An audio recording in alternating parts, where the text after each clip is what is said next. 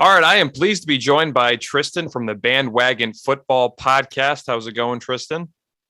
Hi, I'm fine. How are you? Thanks I for inviting me on your podcast. Really excited to talk some football. Um, I'm from a German football podcast, so most of you guys probably can't listen to my podcast if you're trying to do that. And then also, sorry for my German accent, but still excited to talk football. No, thanks again for coming on. It was kind of it was kind of a short notice, but again, thanks for coming on. Let's start. Is there anything else or before we start talking about the NFL, is there anything else you want to add about your podcast and stuff like that? Yeah, well, we're a German football podcast. A lot of you guys probably don't know, but football is kind of getting a big thing here in Germany. We're also going to have a game this year in Munich, which I'm really excited about. And yeah, just excited to talk football. If some of you guys do enjoy what I'm talking about, you can check out my Instagram. It's at Bandwagon Football Podcast. We do try to post in English and in German, so all of the people around the world can understand what we're talking about, because football is kind of like an international sport, or it's becoming to be. So we're trying to be international with our podcast as well. Yeah, talking about the game in Germany this year, I think it's the Buccaneers. I don't think they've scheduled their opponent yet, but it looks like the Buccaneers are going to be playing in Germany. Yeah. How excited for that game are you? I'm really excited, even more excited now that Tom Brady decided to unretire. I think a lot of German fans are really happy about that, to see the greatest football player of all time in the first game in Germany. I think it's a really big step for the sport in Germany and all the people here. I'm also going to try to be there. Probably going to be hard to get tickets, but really excited for that. I think it's just going to be a big event, kind of like the games in London. They're like more of the whole week is a party in London, a football party. It's a celebration. And I think it's just great for the sport of football. Yeah, and of course, I think it's the first time the NFL is going back to Germany since 2006, when they had NFL Europa or NFL like World Football League or whatever. So, that's going to be really exciting. And yeah, especially with Tom Brady coming back, that makes it a lot more interesting. And let's just talk about the news of the day. Now, the time of this recording was Wednesday, so the video should be coming out Friday. The audio should be coming out Wednesday sometime. But Tyrek Hill has demanded a trade, and the Chiefs are going to allow him to seek a trade, it looks like. Supposedly, according to rumors, the Dolphins and Jets are all in on Tyrek Hill. First of all, how surprised are you with Tyrek Hill wanting out of Kansas City? I just saw it on my phone driving home, getting ready for this podcast, and I was really surprised. That was something I did not expect in this crazy offseason that it's already been. I think we already had like eight or nine trades. Sorry, somebody was ringing my doorbell just now.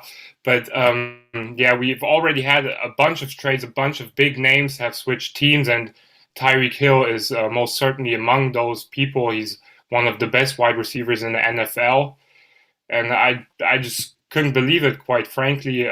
He's been a big part of that Kansas City offense and a big part of the success that Patrick Mahomes has had. Yeah, it's going to be interesting to see what happens with Tyrek Hill. And I'm just like you. I'm surprised. I thought the Chiefs had enough money, but I guess if you give Patrick Mahomes the money they gave him 2 years ago, someone was eventually going to go.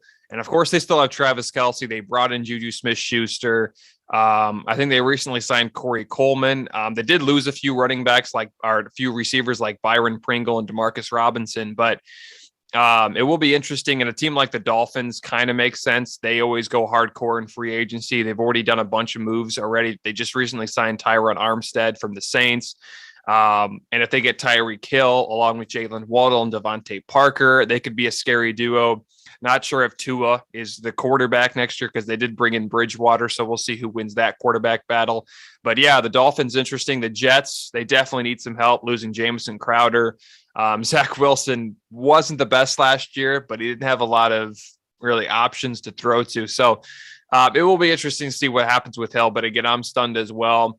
And I think he said that he deserves just as much money as Devonta Adams, which I do think somewhere around there. He's a top 5, maybe even top 3 receiver. So, I mean, the pay is going to be huge, I think. So we'll see what happens with Hill. And hopefully he's still not traded by the time this comes out, which I'm assuming it's going to be. So this is going to look a little slow or a little late, but we'll see what happens. Another guy that was on the move this week on Monday, Matt Ryan is officially out of Atlanta, and now he's going to Indianapolis. It's crazy. This is the 5th quarterback the Colts have had the last 5 years. But before we talk about that, what did you think about Matt Ryan to Indy? I think it's a great move for Indianapolis. Most people believe Matt Ryan is kind of washed. I think he's had it pretty tough in Atlanta. Not a lot of weapons around him with Julio leaving last season, and the offensive line was also pretty terrible. I think he's amongst the most pressured quarterbacks in the NFL, and he most certainly should have more protection in Indianapolis, and also a way better running game with Jonathan Taylor there, who should take a lot of pressure off Matt Ryan. I think he could be like a kind of the Phillip Rivers type, or what Phillip Rivers was in Indianapolis. But I think Matt Ryan is still a pretty good quarterback. The game last season against the Jets, I think he played a really, really good game. I think he can still be that quarterback, and the Colts don't have to pay him all the money. The Falcons are taking most of the money of his contract on their books. I think it's the highest, highest dead money ever. So that's really crazy. I think the Falcons are the biggest loser in that trade. I think they're heading straight towards rebuild with that trade. They got Marcus Mariota on a signing short after that, so he's going to be their quarterback for next year. But he also has no weapons with Calvin Ridley gone after him starting to gamble on football games. Yeah, but I'm happy for Indianapolis. They really needed that move. They needed somebody in there. I think he's going to make less mistakes than Carson Wentz did last year, which is important for them because they are more of a run-based team with a good defense. So I think he can keep them in a lot of games. Yeah, and it's crazy, too, because they only had to give up a 3rd-round pick. And as you mentioned, they don't have to pay all that money the Falcons are going to pay. So, I don't want to interrupt you right now, but I just got a message on my phone. Tyreek Hill is traded to Miami. Oh, wow. Blockbuster trade. Yeah. Yeah, I mean, that's a good win for the Dolphins. Do you know what the package was? I'm assuming it was a first-round pick, or...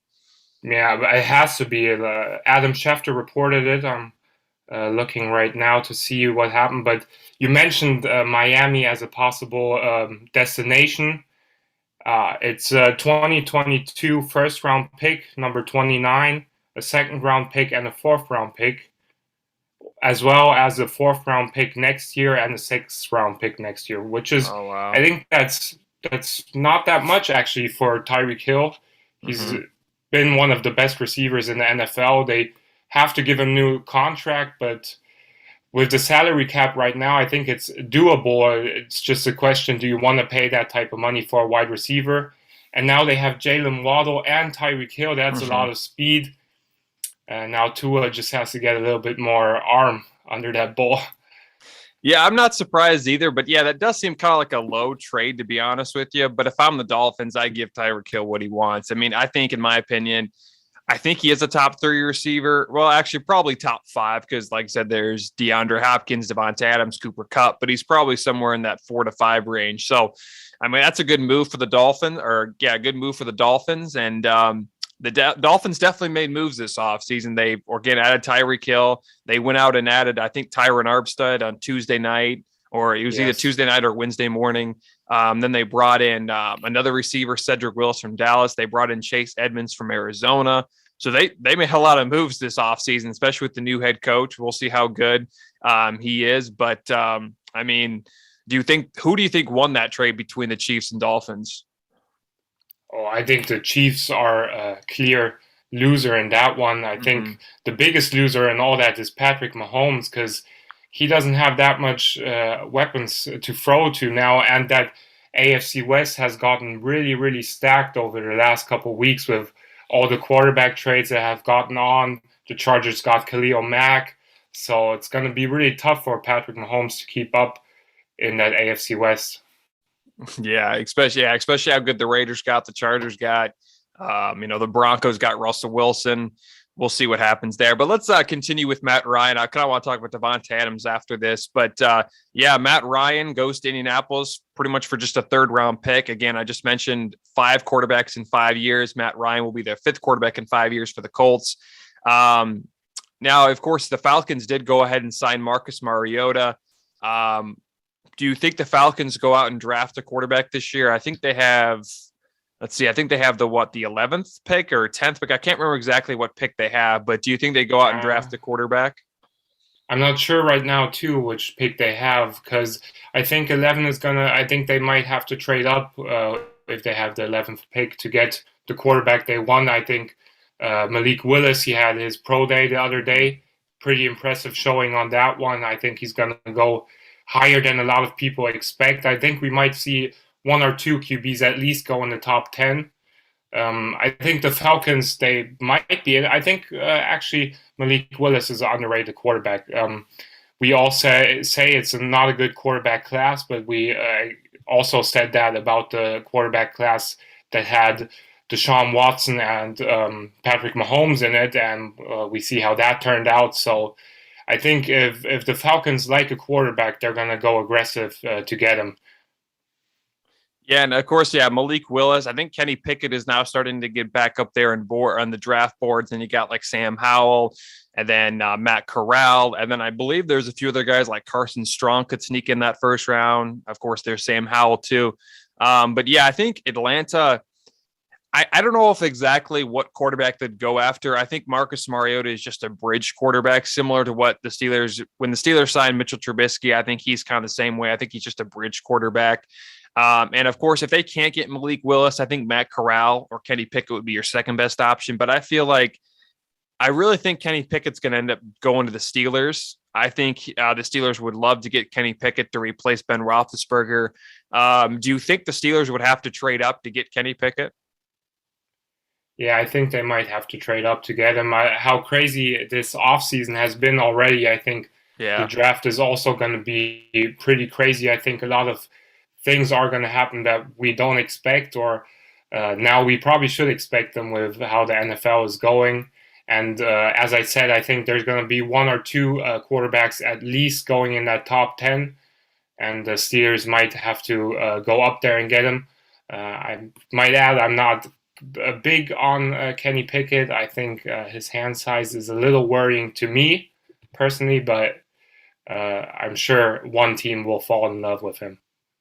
Yeah, I mean, you always see that, like, as you mentioned just a second ago, a lot of times they say the quarterback class is not very good, but then at the same time, the teams that need a quarterback or the quarterback needy teams usually outweigh that. So quarterbacks always usually go higher than they're really ranked, right? Because they're the quarterback or whatever. And a lot of people consider a guy like a second or third round pick, and they end up being the first round. I think there's been a few players. I think Mahomes at one time was a second or third round pick, and he went 10th overall.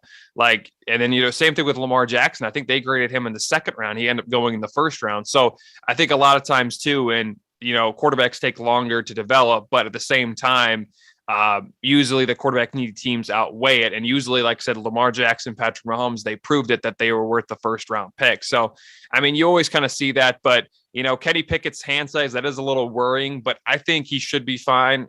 I'm not sure. There's a few quarterbacks I know that have small hands. I can't think of them right now, but of course a big hand, helps more, but I think Kenny Pickett will be able to still play well despite the hand size. But, it just depends on what team he goes to and how they surround him with talent. Another guy that's on the move, Deshaun Watson, is officially going to Cleveland, which probably means that Baker Mayfield's either going to be traded or released. I doubt he's going to stay in Cleveland. But what did you think about the Deshaun Watson trade to Cleveland? Yeah, the Deshaun Watson topic is also a very sensitive subject. With still ongoing civil cases, it's really hard for me to say what I think about it. I think a lot of teams kind of took an L on that one in even trying to trade for Deshaun Watson, because they kind of showed the public, okay, we don't really care about that matter. It's way more important to us to have a good team, and I think, yeah, it's hard for a lot of people in that organization. A lot of women coaches now in the NFL. I think also on the Cleveland Browns. I don't know how they feel about that trade. I hear a lot of Cleveland fans are pretty outraged of that trade.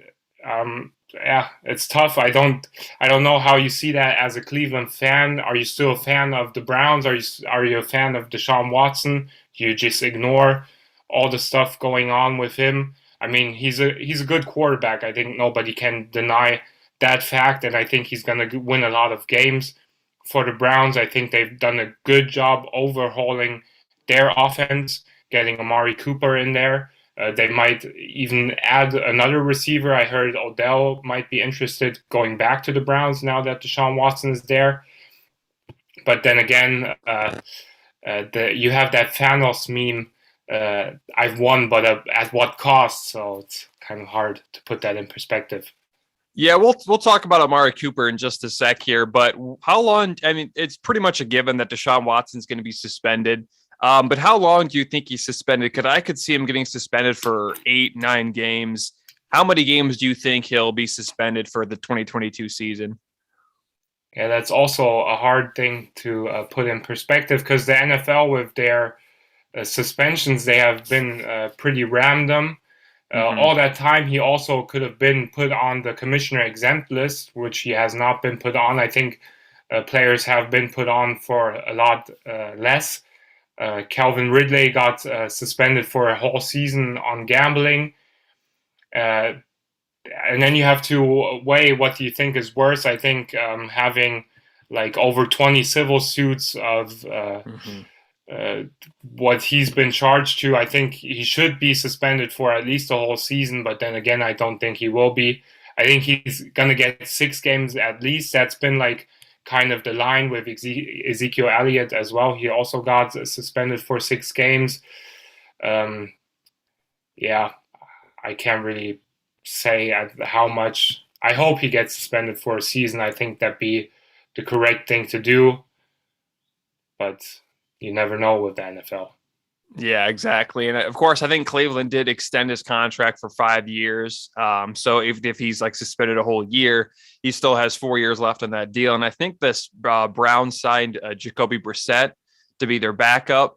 And even if Baker Mayfield, even if they didn't sign Brissett, I doubt Mayfield would even want to return to Cleveland because he's pretty pissed right now. So anyway, speaking of Baker Mayfield, I mean, supposedly there's not a lot of options right now. There's not a lot of teams interested.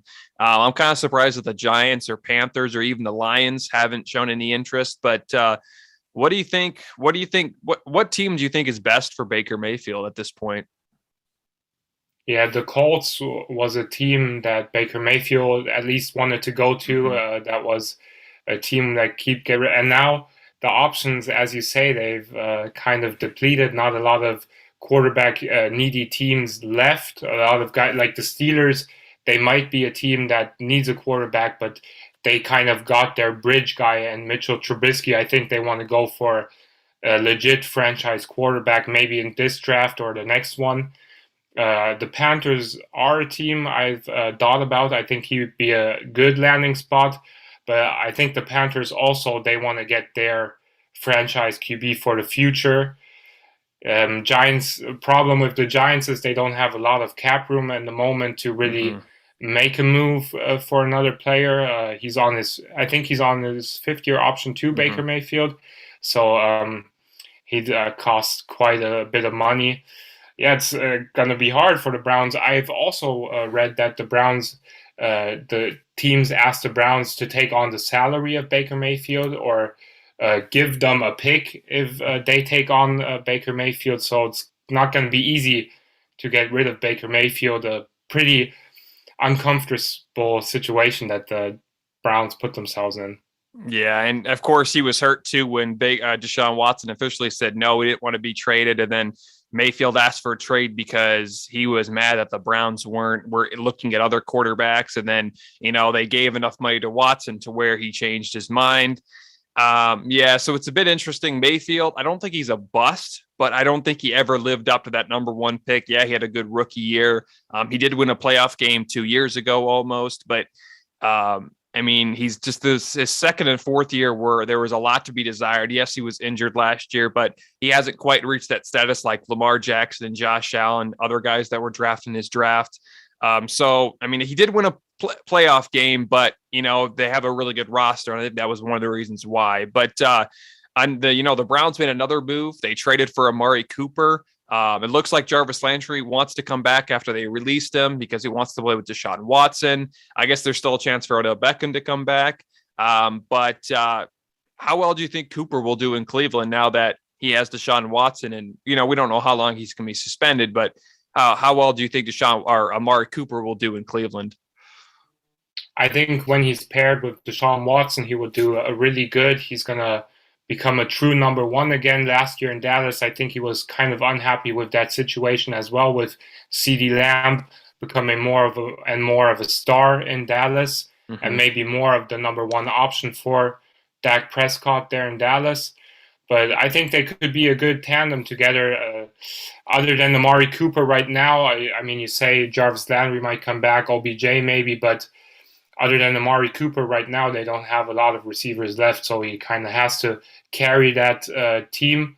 Deshaun Watson has also done a good job, I think, with receivers that are really good running their routes, and Amari Cooper is certainly one of them. Yeah, I think it was a pretty good trade. They didn't have to give up that much, and I think it was mostly because the Cowboys were already thinking about releasing him, so the Cowboys were just happy to trade him.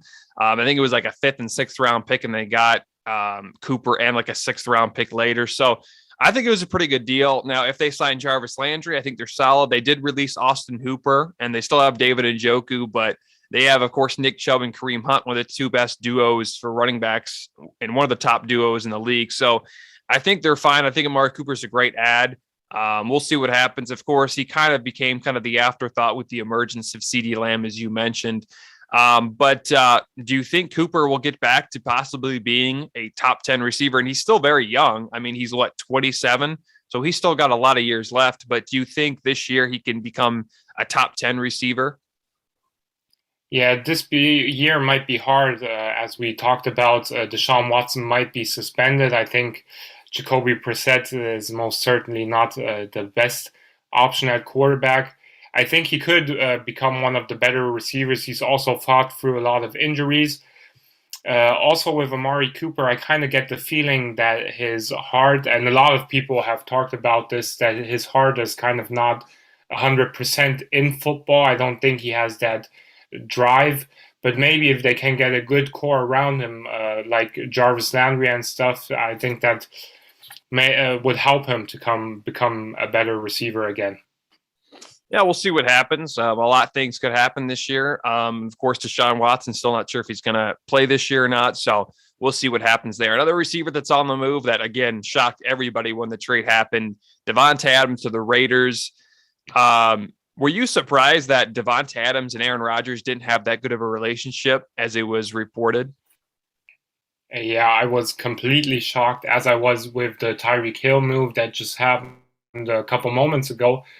I did not think that would happen, especially after Aaron Rodgers reported that he's going to come back for another season or extend his contract with the Packers. I think that Devonta Adams on an extension was a lock for the Packers. I actually thought that was one of the reasons why Rodgers said, okay, I'm going to come back, because the Packers are going to keep Devonta Adams. And now the Packers have a big problem at wide receiver because they really never had anybody other than Adams anyway. I mean, they have Waldes-Scantling and a couple of other guys in there too, but not a true number one receiver.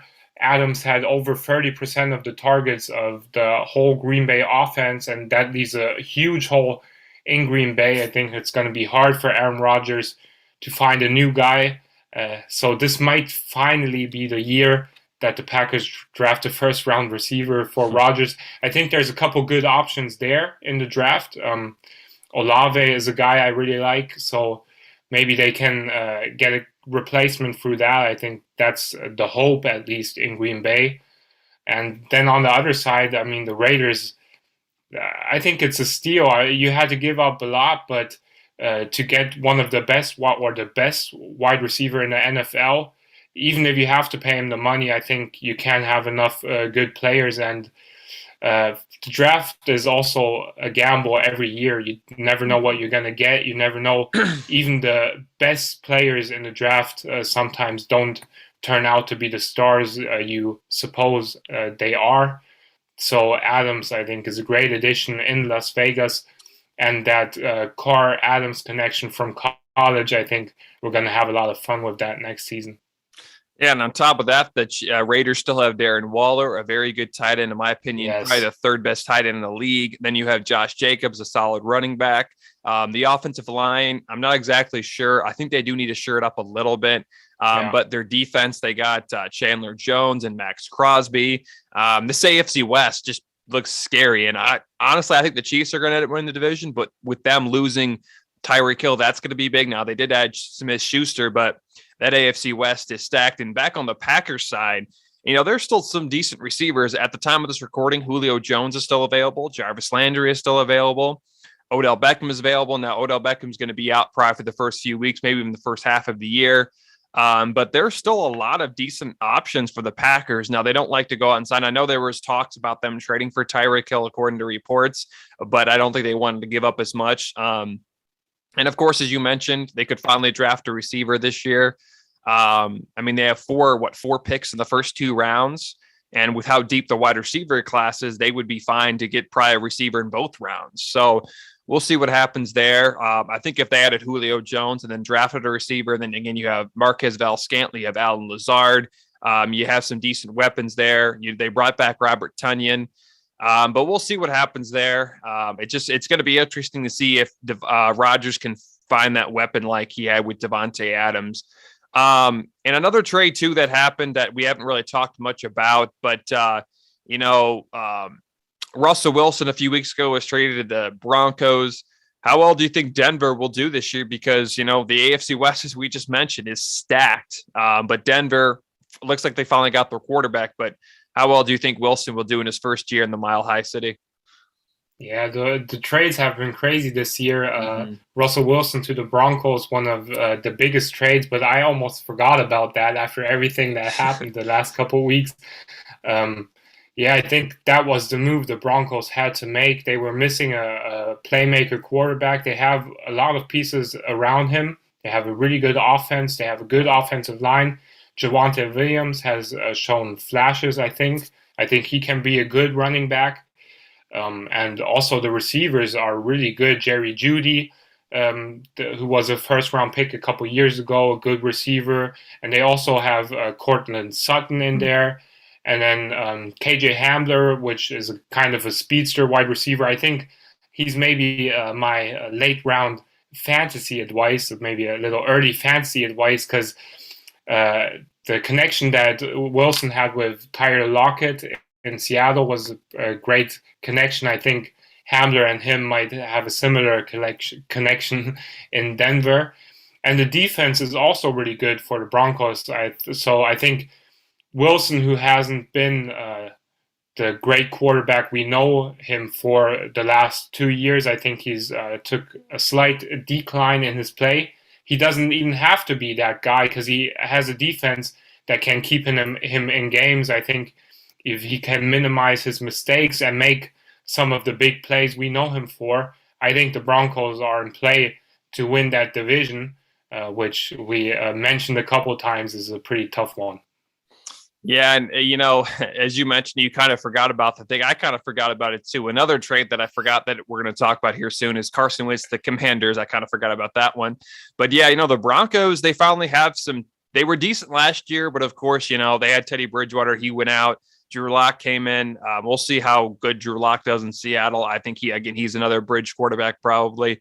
But we'll see what happens with Denver. They've had how many quarterbacks? Like 12 quarterbacks since Peyton Manning. So I think they finally found their guy. It's interesting too. Russell Wilson beat the Broncos in Super Bowl 48, and now he's going to be with them. I think that was the first player to get traded to the team he beat in the Super Bowl.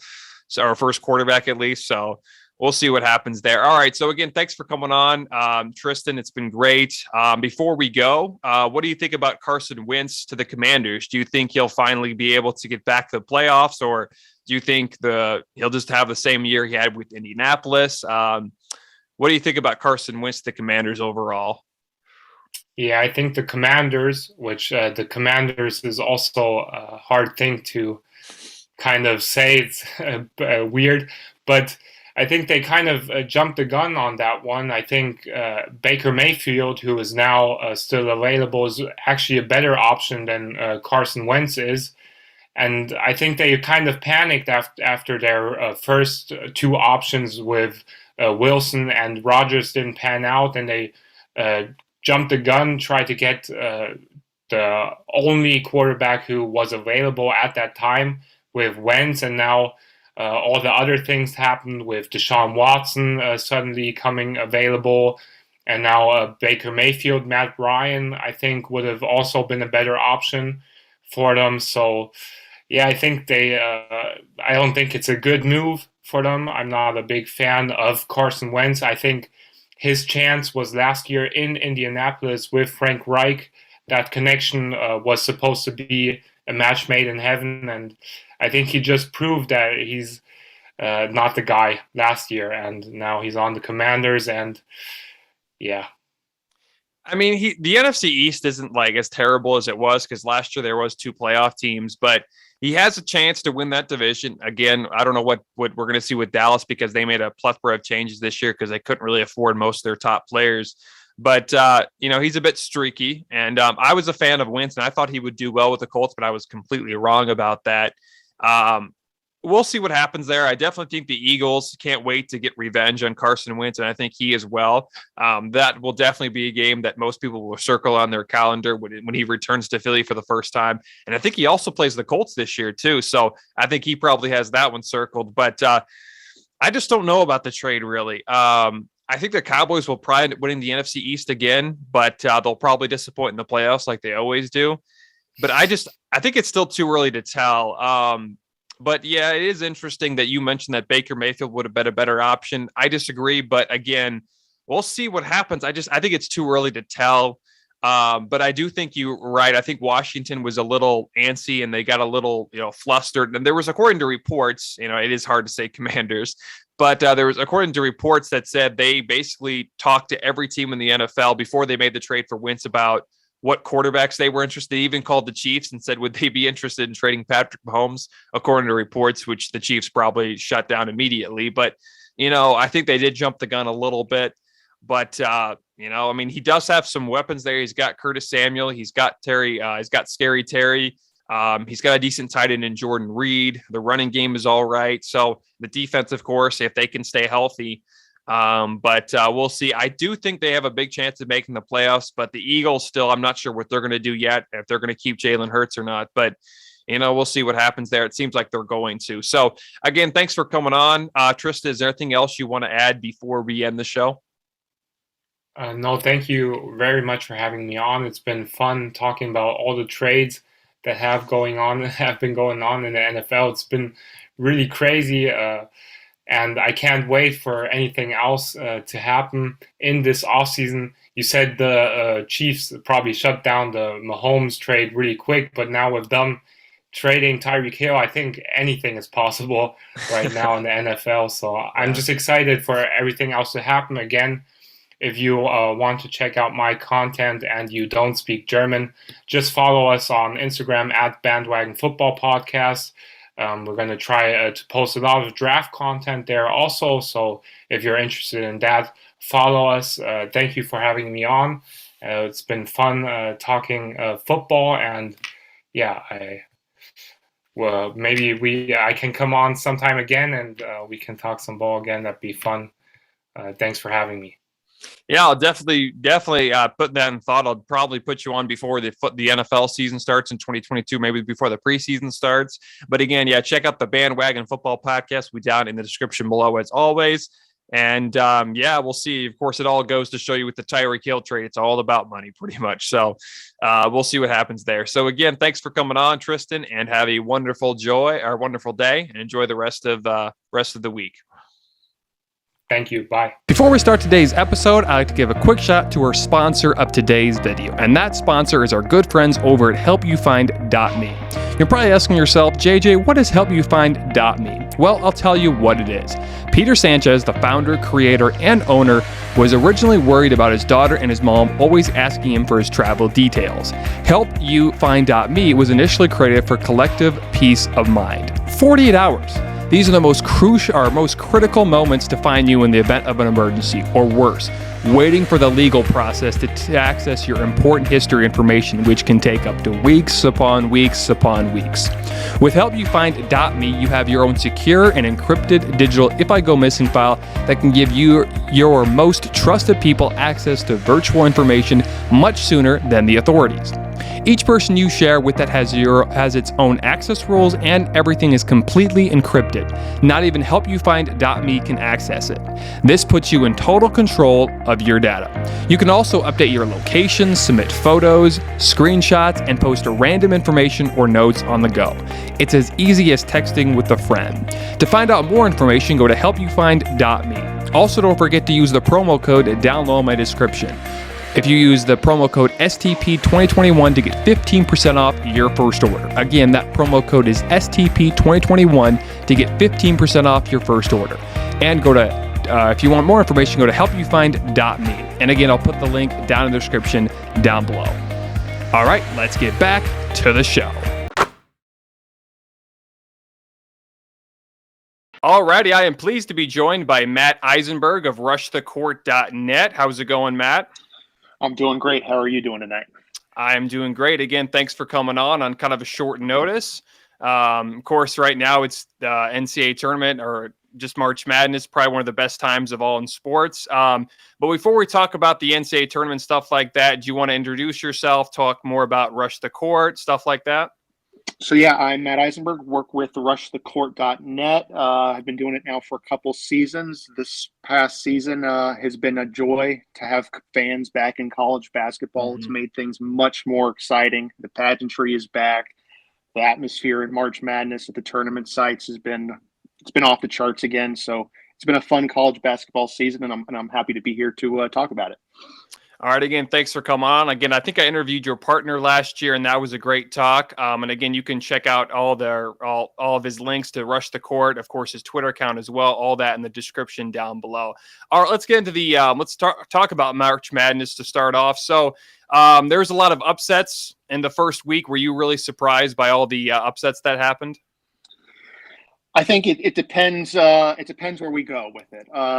It's March Madness. It's the NCAA tournament. There's going to be upsets. But if you told me a week ago that St. Peter's would be sitting in the Sweet 16 after knocking off Kentucky and Murray State, I would have said you're crazy. Here we are with Miami and Iowa State in the Sweet 16. I don't think anyone saw that coming.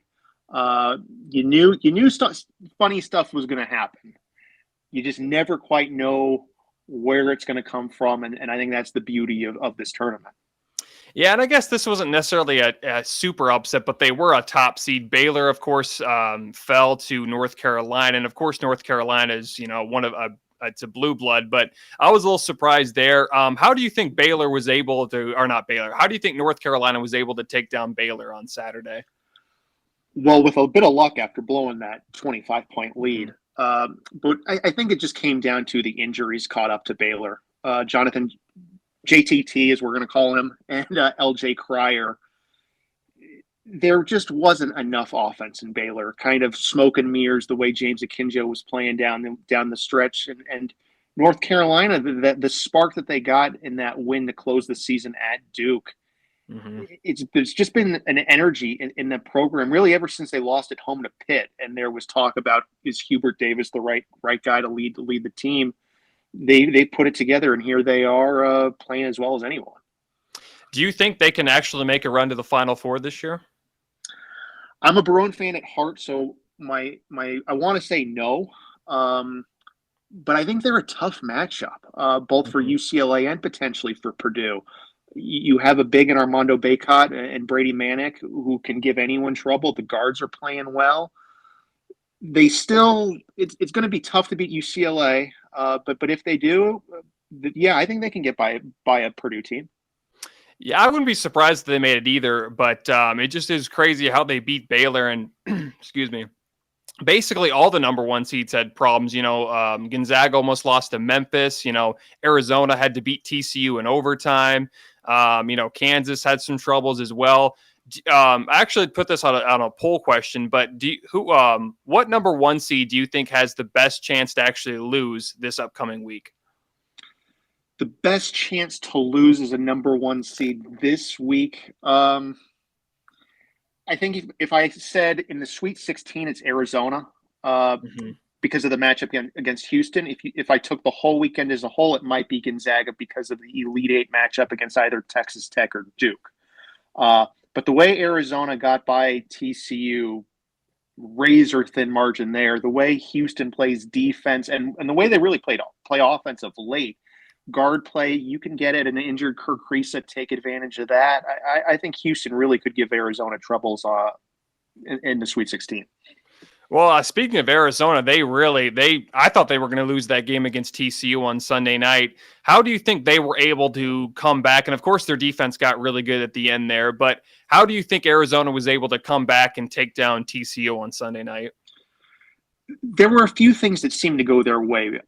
The first was after timeouts, they were getting really good looks. So whatever Tommy Lloyd was drawing up on the sideline, it made its way onto the court into the form of baskets. And it helps when you have Pac-12 Player of the Year Benedict Mathurin going backdoor and then making that three in the final 30 seconds to tie it up. You need big-time players to make big-time plays, and that's kind of what it took for Arizona.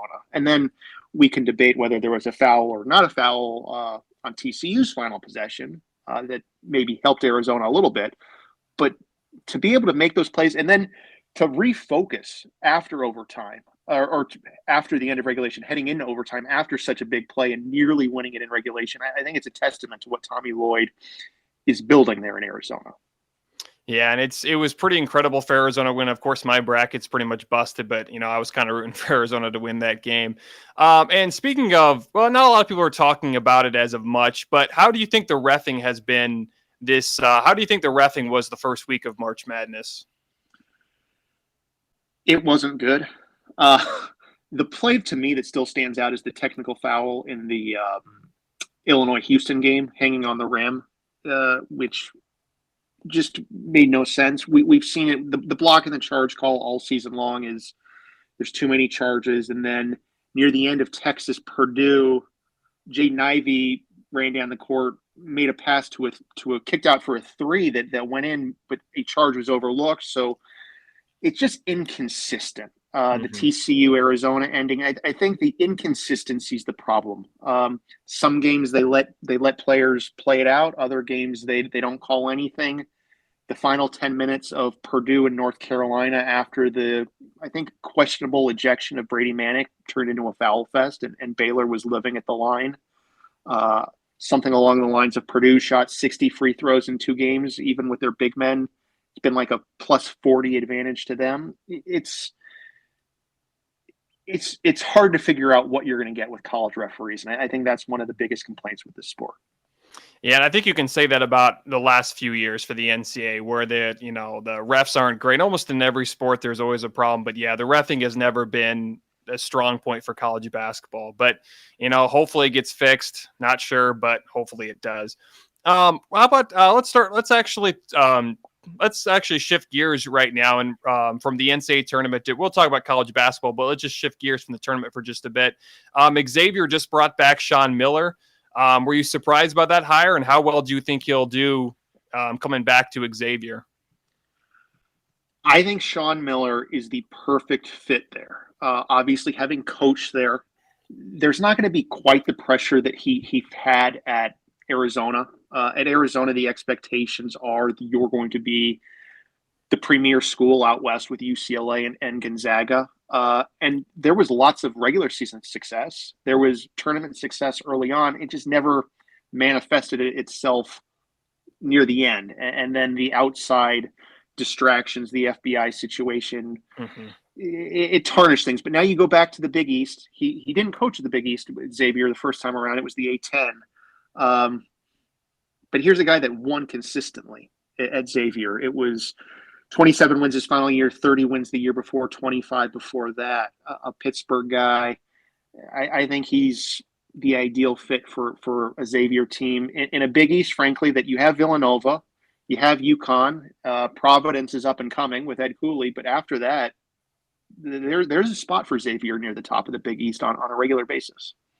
Yeah, I was a little surprised with the move, but I mean, Xavier's been pretty good except for the last few years, but they're normally a basketball school. Even with Chris Mack, they were solid. Speaking of Chris Mack, he's no longer at Louisville.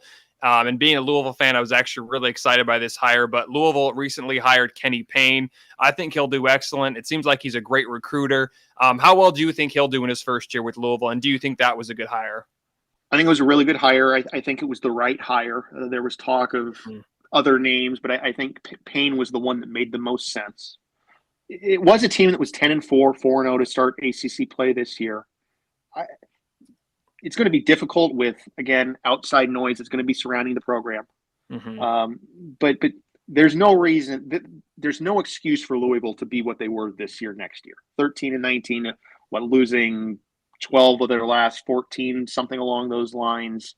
They're better than that, and I expect Kenny Payne to have a good first year in Louisville. And what do you think is next for Chris Mack? He was at Xavier before now, and then he was at Louisville. Do you think he'll be coaching again somewhere? And where do you think that best place would be? I can't see Chris Mack coaching this upcoming season.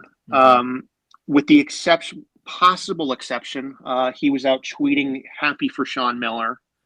Is there any chance he becomes Sean Miller's top assistant back at Xavier? I'd be surprised if that were to happen, but I'm not going to say there's a 0% chance of that happening.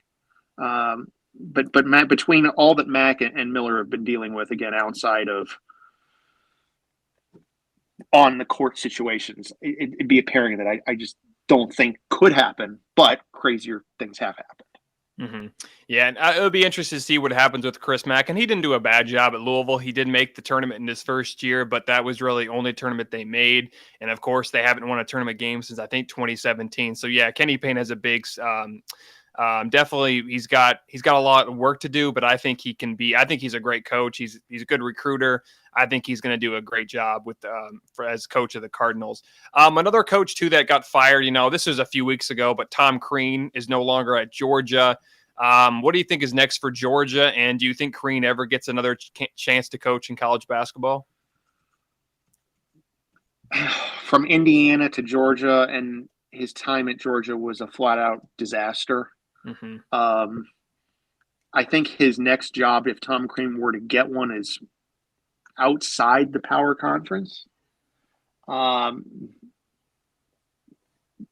Do I think he gets another job soon? Probably not. His time at Georgia, again, a disaster doesn't do it justice. Georgia never got better. You saw players leave left and right this past season, key players that made contributions elsewhere.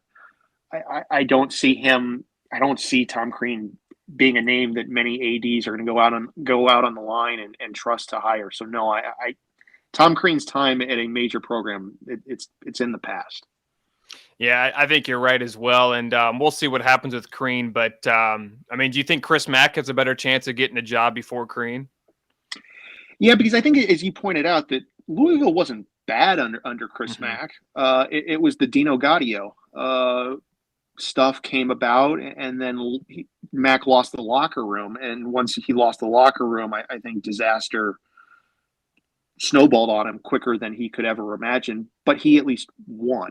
Tom Crean didn't win at all at Georgia. So I think Mack's positioned much more favorably than Tom Crean.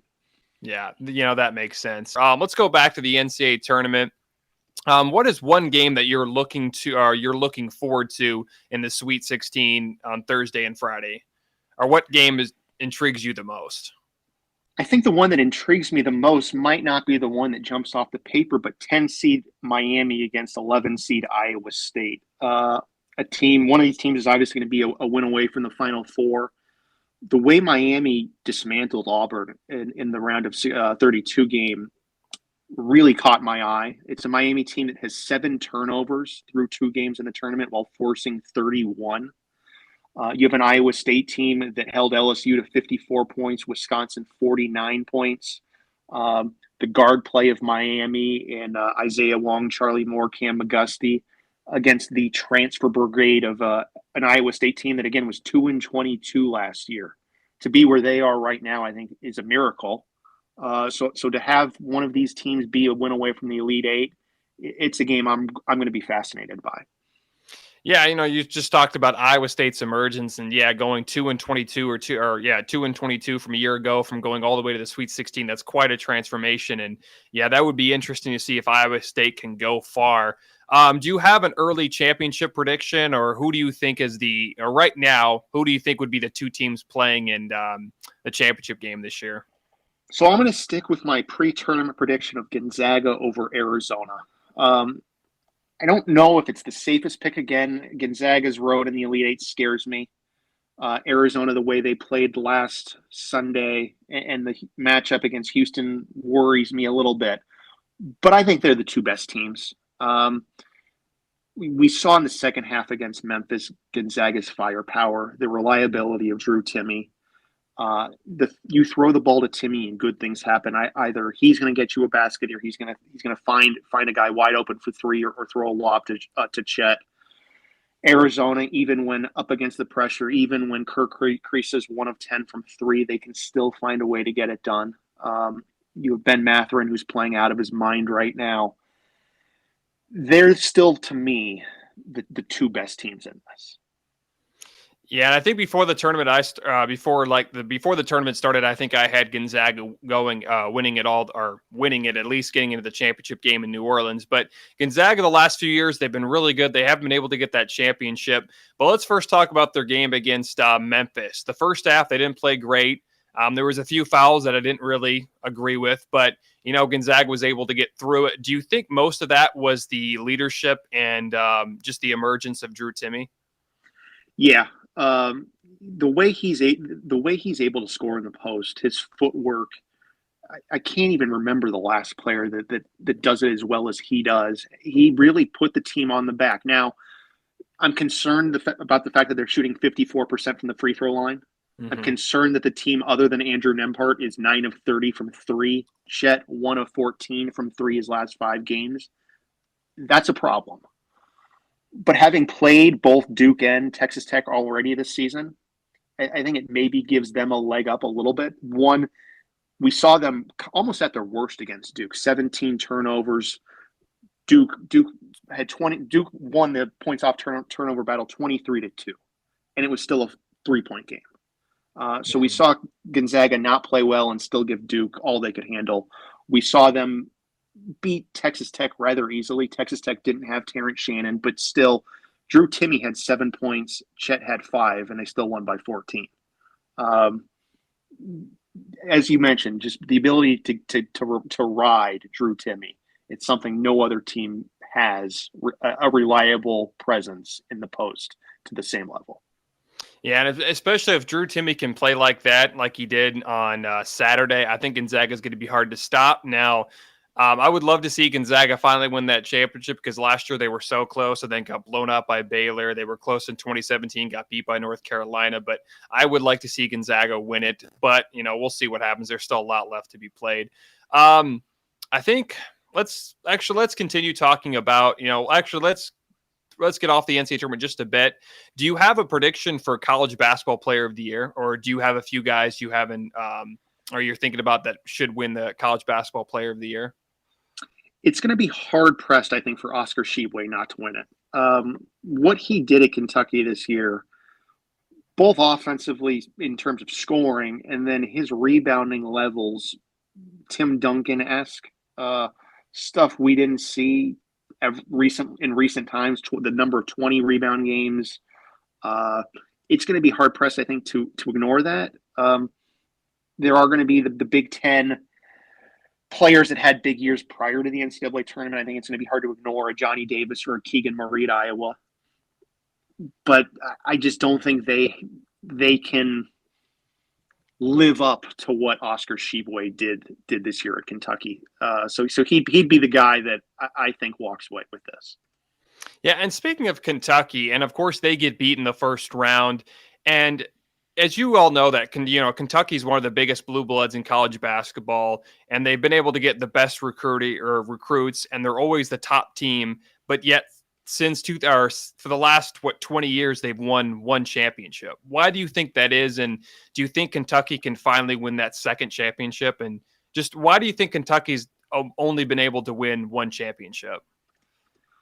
I think it begins with the fact that it's hard to win the NCAA tournament. We've seen this with whether it be Gonzaga or it took Jay Wright a while to win one at Villanova. Mm-hmm. Coach K's gone through withdrawals at times. It's hard to win. For a while, it was hard with Coach Calipari turning over the roster year after year. You bring in 5 McDonald's All-Americans, 3 of them turn into All-Americans, but then they leave, and you're stuck doing it all year after year. And while he's had a very high rate of success with that for a long period of time, it's still hard to build a championship level roster doing that. Mm-hmm. More recently, I think he's been leaning into the transfer portal. There was the year with the Reed Travis from Stanford. Didn't quite work out to the level he had hoped. There was Olivier Sarr from Wake Forest, I believe was the number 1 transfer recruit on the market. Didn't work out.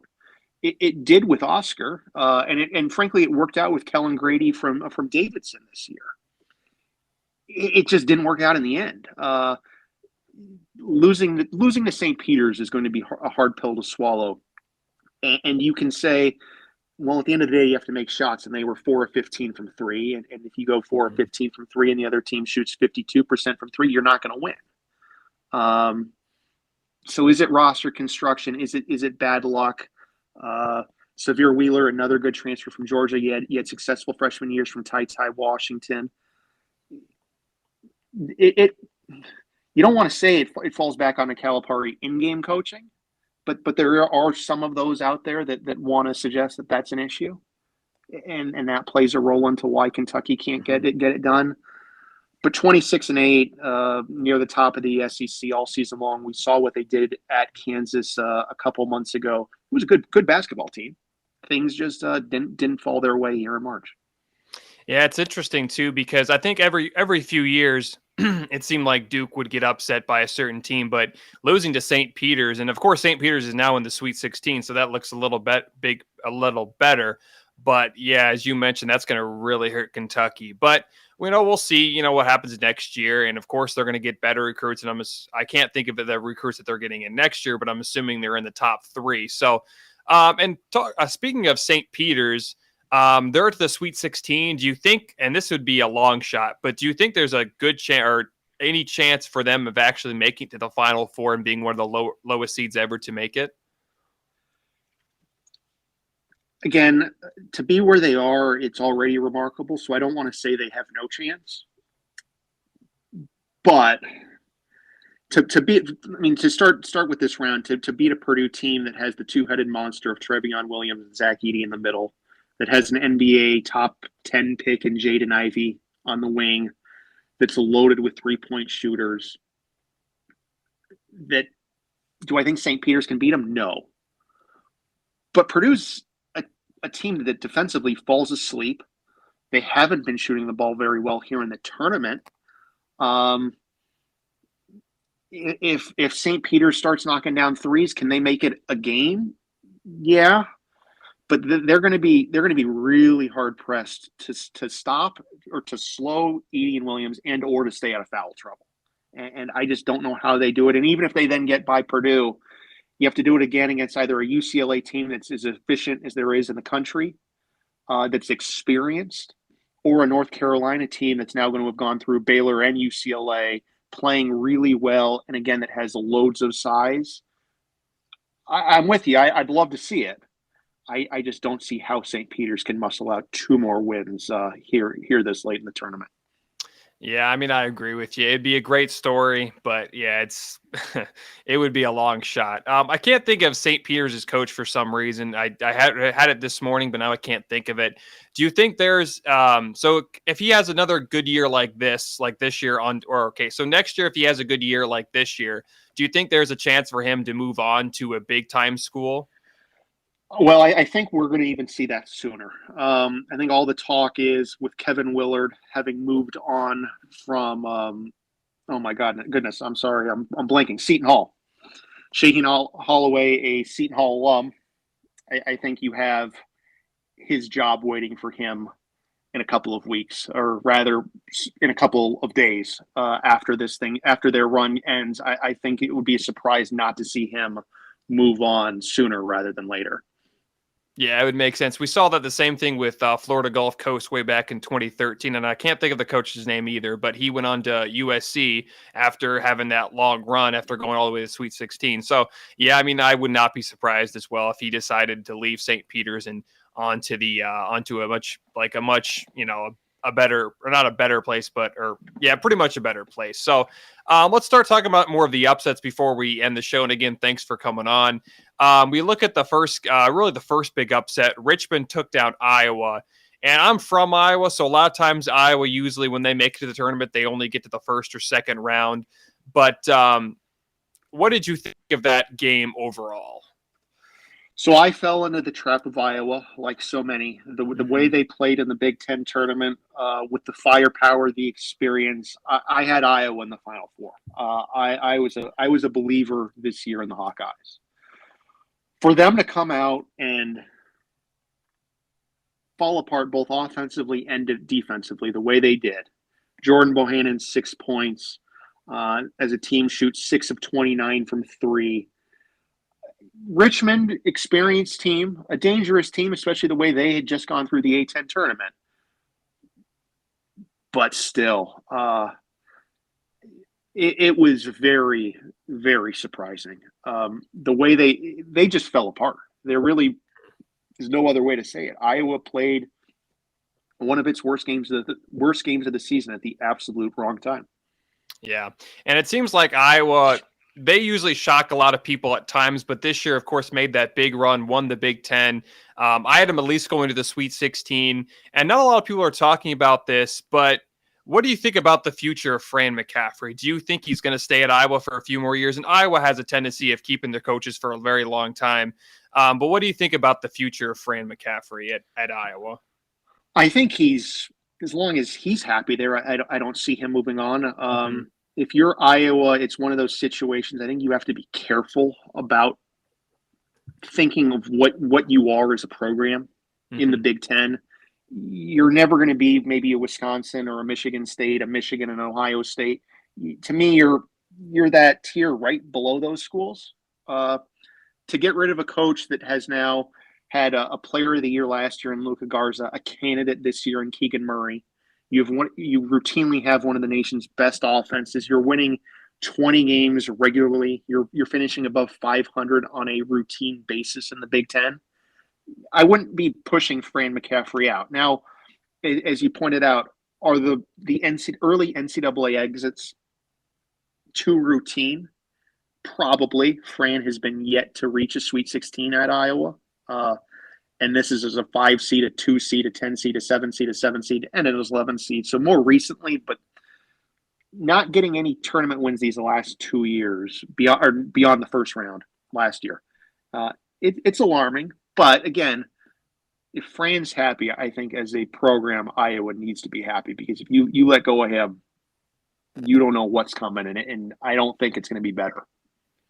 Yeah, and you just mentioned, you don't want to rush, McCaffrey. And I think they did the same thing with Tom Davis years ago, and they brought in, I can't think of his name right now, but he was at UCLA for a while. He struggled. Steve Alford, I think it was. They brought him in, and he just did not last very long there. So you do bring up a good point there. So I can't, as you mentioned, Iowa had that big run. They won the Big Ten tournament. A team that was completely opposite was Michigan. And now all of a sudden they're in the Sweet 16. They got hot at the right time, I guess. I mean, what did you think about Michigan's run? I mean, I'm just surprised they're in, because I'm even surprised they're in the Sweet 16. But what are your thoughts on the Wolverines?